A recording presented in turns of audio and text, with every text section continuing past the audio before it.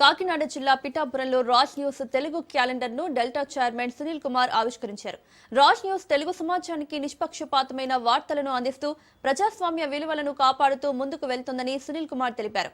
Raj news యాజమాన్యానికి, ప్రేక్షకులకు deputy CM Pawan Kalyan తరపున తూర్పు Godavari delta project chairman Sunil Kumar నూతన సంవత్సర సంక్రాంతి శుభాకాంక్షలు తెలిపారు.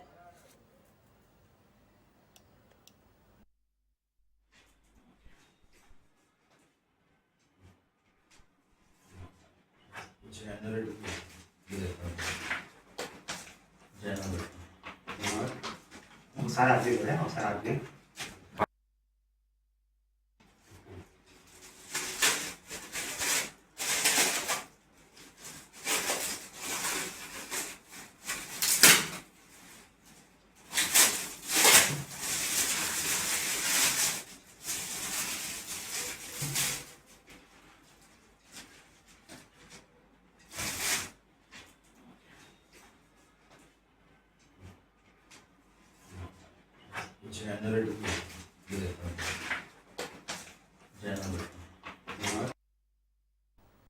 ప్రజలకు, ప్రభుత్వానికి వారధిగా పనిచేసేవి మీడియా సంస్థలు.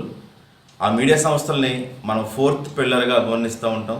అటువంటి మీడియా సంస్థలు చాలా నిర్భయంగా, నిస్వార్థంగా సమాచారాన్ని ప్రజలకు తెలియజేస్తూ ఉంటాయి.